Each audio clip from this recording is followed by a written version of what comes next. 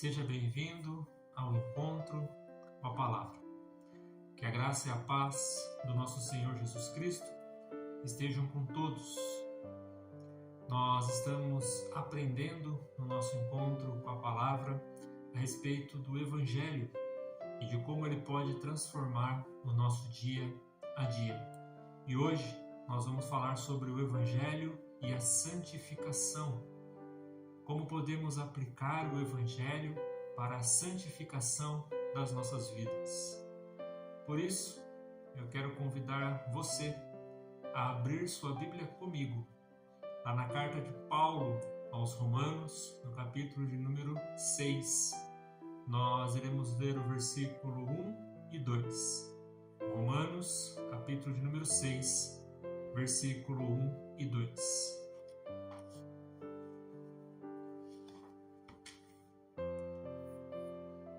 Assim diz a palavra de Deus. Que diremos então? Continuaremos no pecado para que a graça aumente ainda mais? De modo nenhum. Como viveremos ainda no pecado, nós que já morremos para ele? Amém. O apóstolo Paulo está falando aqui aos irmãos que viviam em Roma, a esta igreja que estava em Roma, a respeito de como viveremos então agora. Deveremos pecar para que quanto mais pecado, mais graça podemos ter de Deus? Mas como iremos pecar se nós, que já morremos para o pecado, como poderemos viver ainda no pecado? É claro que Paulo não está dizendo aqui a respeito dos nossos pecados diários. É claro que, mesmo ainda tendo consciência, da nossa vida cristã e de como nós devemos viver para Cristo neste mundo, nós ainda pecamos. Pecamos por palavras, pecamos por pensamento, pecamos por atitudes, enfim, o pecado ele ainda influencia de certa forma a nossa vida. Até mesmo quando nós pensamos não estar pecando, nós acabamos pecando. E isso é comum na vida de todo cristão. Aquele que diz que não tem pecado, ele é mentiroso. O apóstolo João fala isso na sua primeira carta, no capítulo 1. Então todos nós, mesmo depois de termos iniciado a nossa vida cristã, nós sim continuamos pecando. Porém, Paulo, ao se referir que nós estamos mortos para o pecado, Paulo está se referindo agora há duas coisas que muitos comentaristas acreditam que esta é a intenção de Paulo. Primeiro, Paulo está falando que nós estamos mortos para o pecado, no sentido de o pecado ele não mais tem condenação sobre a vida daqueles que estão em Cristo Jesus. Se nós pecarmos, o apóstolo João diz lá na sua primeira carta, no capítulo 1, versículo 9, diz que se nós pecarmos, e confessarmos os nossos pecados, ele é fiel e justo para nos perdoar e nos purificar de toda maldade. Então o pecado ele não tem mais condenação na vida do cristão. Cristo morreu por todos os nossos pecados. Jesus não morreu somente pelos pecados que cometemos no passado, ou que cometemos agora no presente, mas também pelos pecados que iremos cometer. Ele também já morreu. Então, nós hoje temos o perdão de Cristo, de forma integral nas nossas vidas. Cristo morreu pelos nossos pecados. Ponto.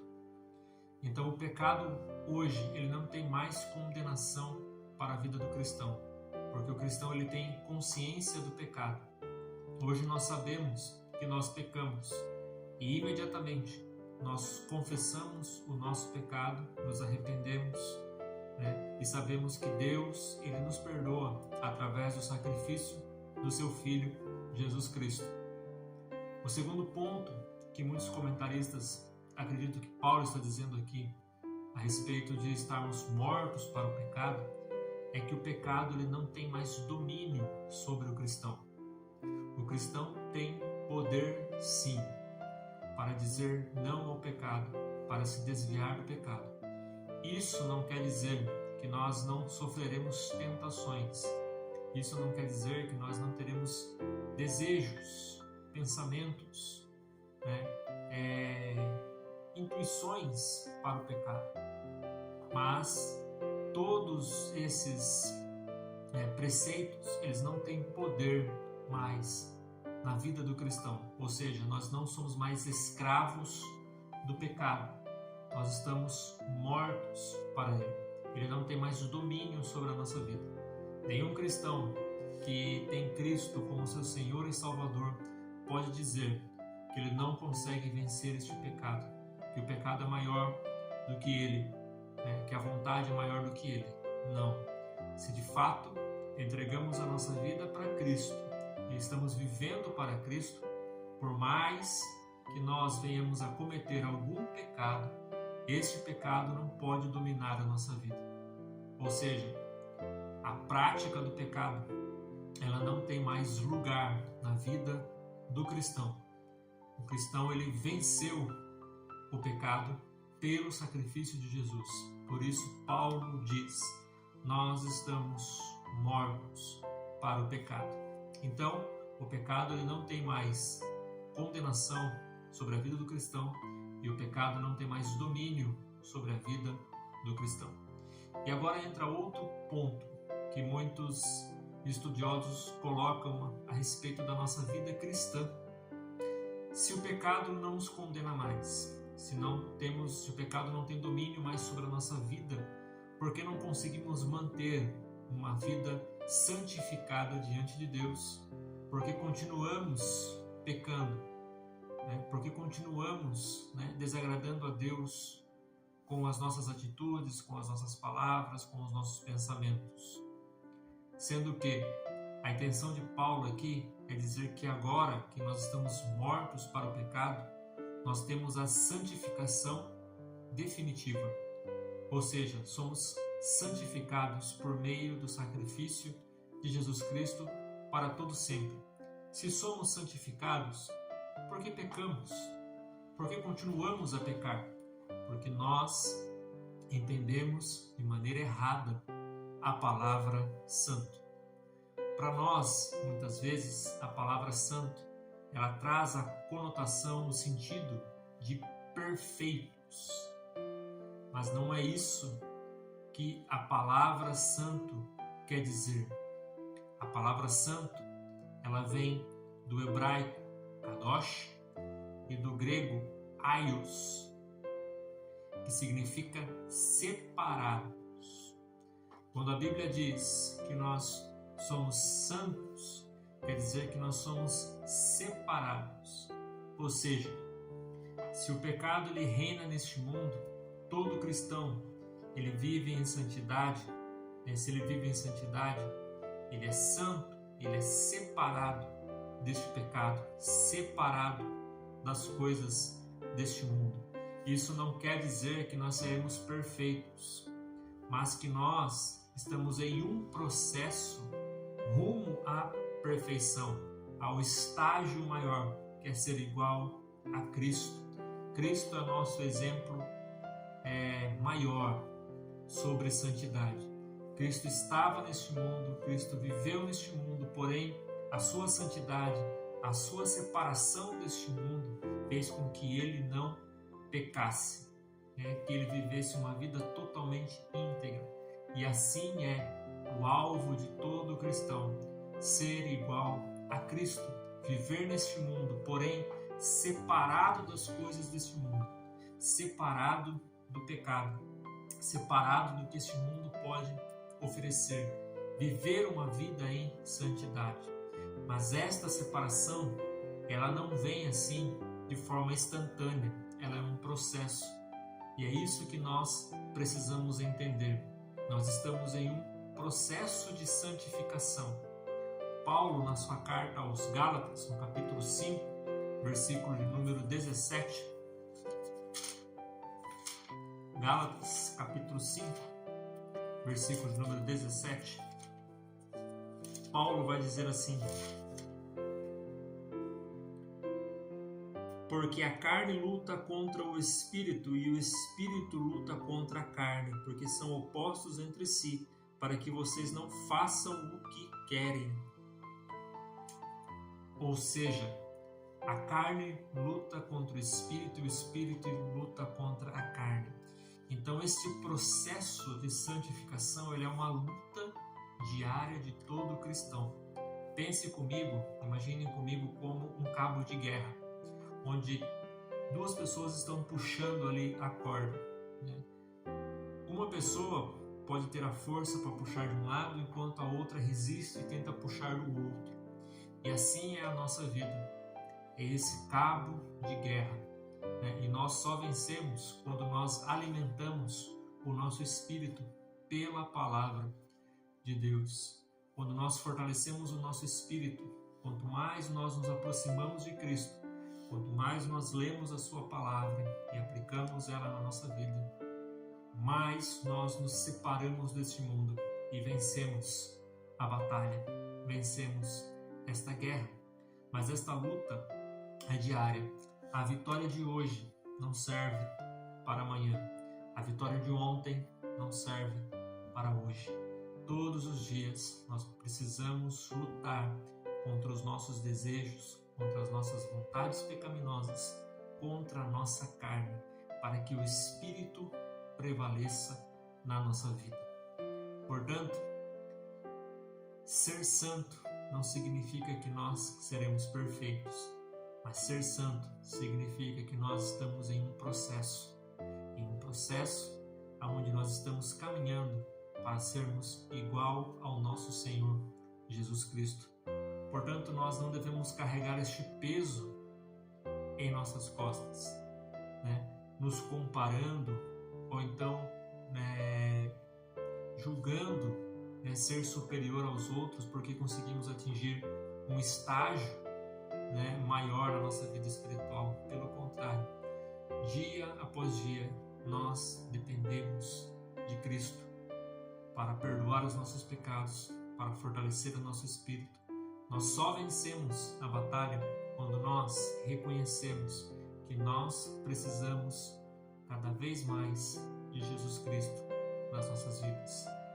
Se em nossas orações nós não pedimos isso para Jesus, para sermos igual a Ele, nós estamos caminhando de lado oposto daquilo que o Senhor nos chamou para viver em santidade. Porque um coração humilhado, um coração quebrantado reconhece que ele não pode vencer o pecado, que ele não pode vencer a carne, se Jesus Cristo não ajudar. Nós precisamos entender isso. E o Evangelho, ele nos proporciona isso. O Evangelho nos mostra que essa santificação progressiva nós só conseguimos através de Cristo. É Ele quem nos mostra. O Evangelho nos mostra isso. Que Jesus Cristo não nos chamou para sermos perfeitos, mas nos chamou para vivermos para Ele em santificação, em separação deste mundo. Que possamos, dia após dia, entender isso e viver esta verdade do Evangelho nas nossas vidas. Deus não espera que sejamos perfeitos, mas Deus espera que nós venhamos a buscá-lo dia a dia, continuamente, diariamente, até atingirmos a excelência que é sermos parecidos com Cristo. Esse era o desejo dos apóstolos, esse era o desejo dos pais da igreja, dos reformadores, daqueles que vieram antes de nós. Viver uma vida santa, separada, a ponto de sermos iguais a Cristo. Não de sermos perfeitos, não de sermos melhores, não de sermos superiores, mas sermos iguais a Cristo. E o Evangelho, ele revela isso para nós todos os dias. Todos os dias o Evangelho nos mostra o que nós precisamos melhorar, aonde nós precisamos deixar Cristo trabalhar nas nossas vidas. O Evangelho nos mostra isso. O autor desse estudo ao qual nós estamos aprendendo a respeito do Evangelho, ele diz que nós precisamos pregar o Evangelho todos os dias para nós mesmos. Todos os dias nós precisamos pregar o Evangelho para nós. Pregar que sem Cristo nós não podemos fazer nada. Que Cristo é a razão, o motivo de tudo e de todas as coisas. E que só nele nós temos a vitória contra o pecado, contra este mundo. Só nele nós temos a redenção dos nossos pecados. Só nele e através dele nós poderemos viver neste mundo de uma maneira que agrade ao Senhor, nosso Deus. Que possamos, então, diariamente pregar o Evangelho a nós mesmos e descobrirmos essas riquezas insondáveis, inimagináveis, que existe dentro do Evangelho de Jesus Cristo através da sua palavra. Que Deus os abençoe. Eu desejo a todos um ótimo final de semana e até o próximo encontro com a palavra. Um forte abraço e até lá.